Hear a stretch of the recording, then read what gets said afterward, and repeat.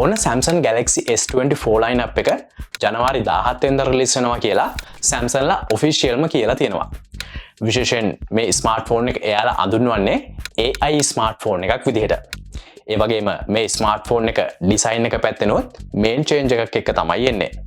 ඉතින් අද අපි බලා ගමු ස්මාර්ට්ෆෝන් ලෝකේ රජ කරන්න එනවා කියන Samsung ලගේ AI ස්මාර්ට්ෆෝන් එක S24 Ultra series එක ගැන විස්තරය. Phones were so different back in the day. Remember? That's crazy. I'm calling you from the back of a taxi. Then came. TV phones? Yep. They got bigger and smarter. Stronger even. Then they became more than phones. I mean, who would have thought the flip phone would make a comeback? So, what's next? Well, who knows?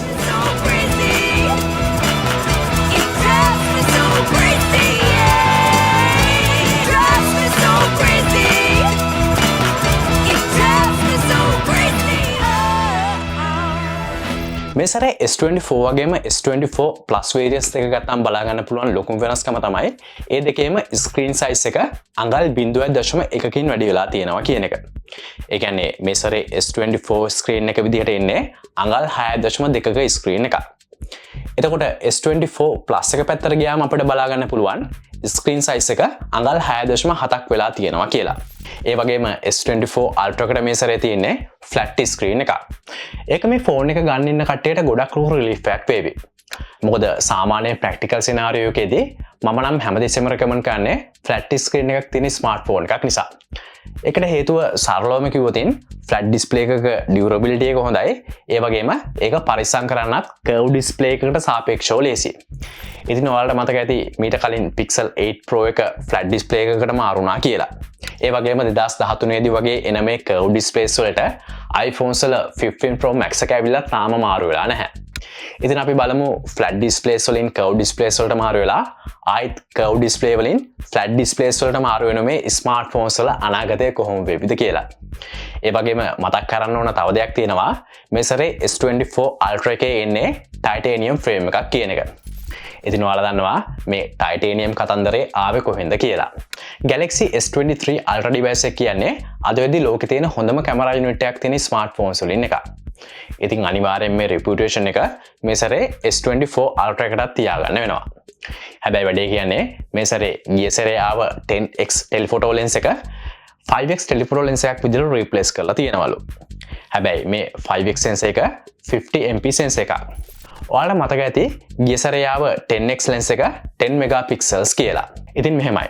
Samsung ලා ගොඩක් වෙලාවට එයාලගේ මේ zoom in capability එක marketing වලට use කරන නිසා මේක downgrade කරපු එක ගැන පොඩි ප්‍රශ්නයක් තිබුණත් S23 Ultra එකේ 10x zoom use කරලා නැති වුණා. iPhone 15 Pro Max එකේ තියෙන 5x zoom use කරන නිසා මට හිතෙන විදිහට practical scenario එකේදී මේ 10x වලට වඩා 5x lens එක හොඳ වේවි.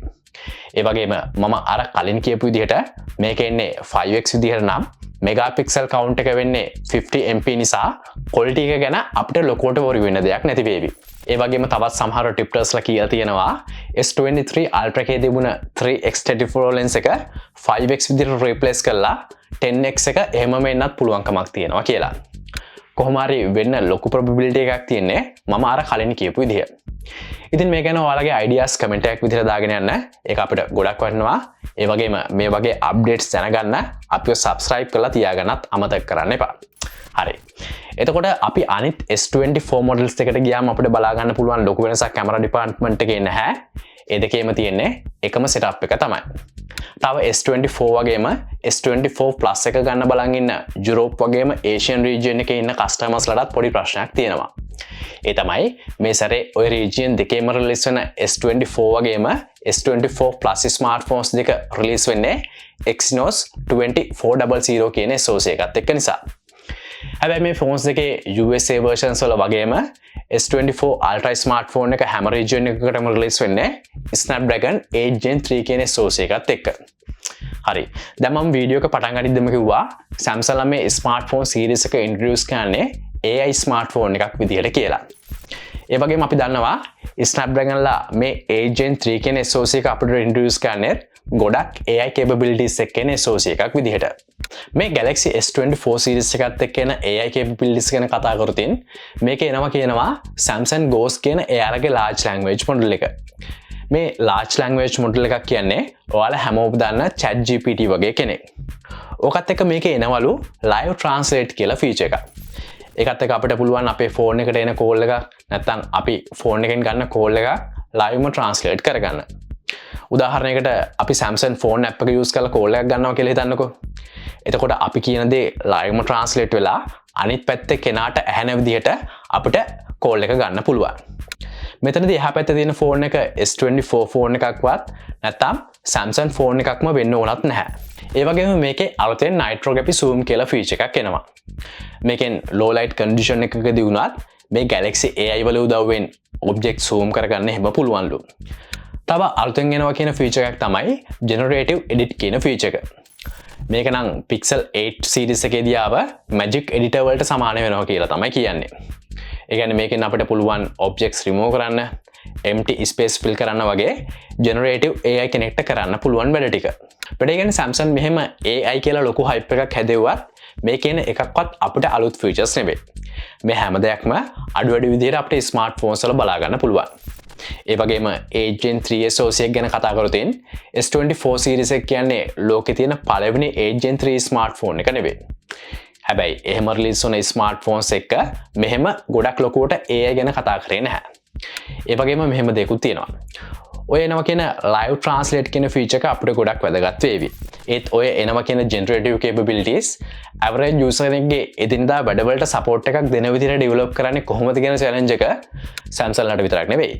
ඉස්සරහට මෙහෙම AI capabilities එක හරි නැත්නම් වෙන මොනම feature එකක් එක්ක එන smartphone එකක් හදන්න ඉන්න කට්ටිය කල්පනා කරලා බලන තරමට හොඳයි. හොඳම උදාහරණේ Pixel 8 Pro එකත් එක්ක thermometer එකක් එනවා. හැබැයි ඒක ඇත්තටම වැඩක් වෙනවද කියන එක ප්‍රශ්නයක්. ඒ වගේම ලෝකේ තියෙන 3 nanometer fabrication process එකෙන් හදපු fastest mobile phone එක දැන් මාස 3ක වගේ කාලයක් තිස්සේ මම use කරනවා. හැබැයි phone එකෙන් game එකක්වත් play කරන්නේ නැති මට මේ fastest mobile phone එකක් මොකටද කියලා හිතෙන්නේ නැතුවම නෙවෙයි. ඉතින් ඒ ගැන අපි ඉස්සරහට කතා කරමු. ඒ නිසා අපිව subscribe කරලා bell notification එක on කරලා තියාගන්න.